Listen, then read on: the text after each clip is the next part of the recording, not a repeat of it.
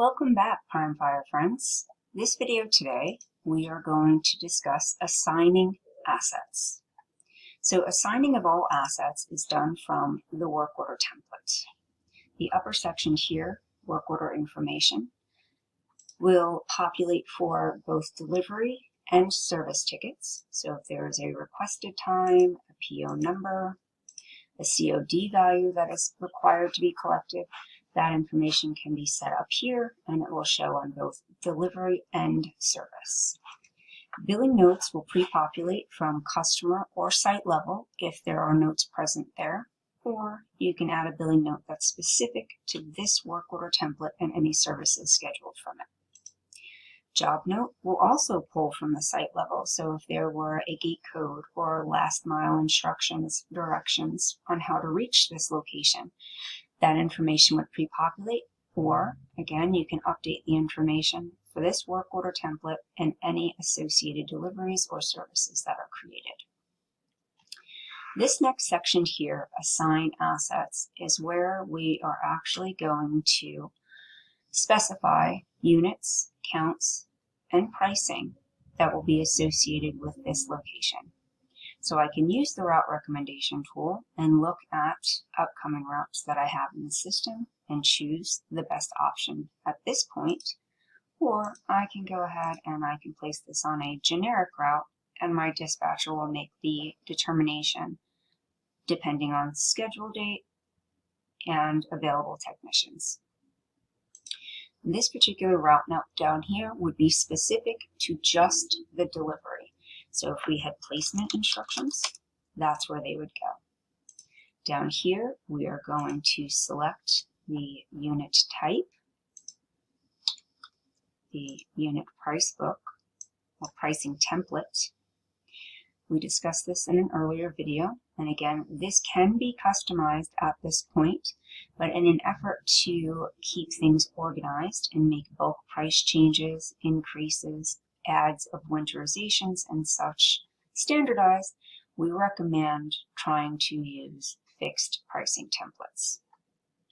Here I'm going to specify the number of assets that I'm going to deliver, and here I am going to specify my delivery date. So this is being delivered December 3rd. This particular unit type is new and I don't have any deliveries. But if I were to change this, let's give me a delivery. Let's change this and let's just do a portable toilet. Portable toilet, 1. So right now I have 9. If I change this so that I'm delivering December 3rd, my expected availability will update and tell me how many I am expected to have as of that particular date. So this is very handy for events and larger future orders, just to make sure that you have what you need here. If this were created, the system would then use this in any future calculations so that you know what is accurately available. Okay, so I am going to update this so that we are actually delivering this week.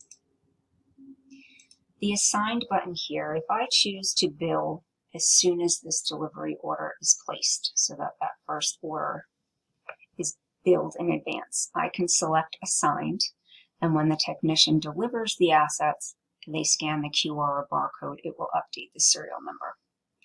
If you bill all of your new starts once a week, or if you bill in arrears, you don't necessarily have to click assigned. Once your technician in the field completes this delivery ticket and scans those assets, they will automatically be assigned to the site. In addition, I can update my bill type.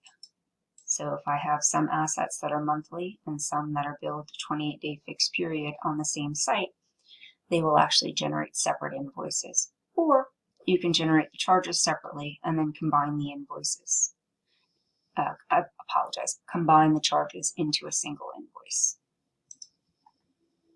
If you're adding an additional type, you can select hand sanitizer and then follow the same procedure.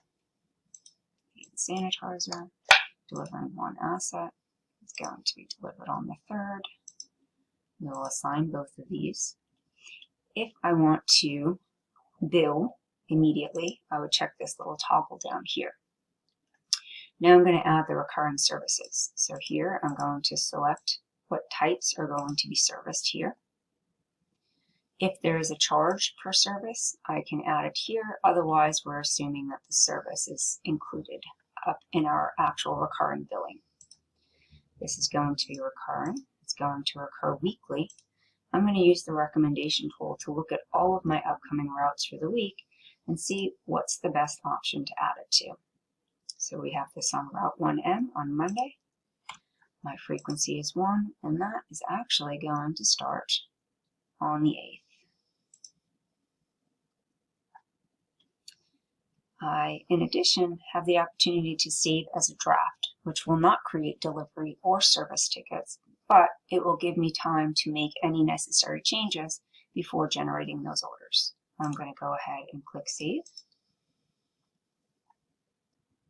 I am now afforded the opportunity to go ahead and generate those charges.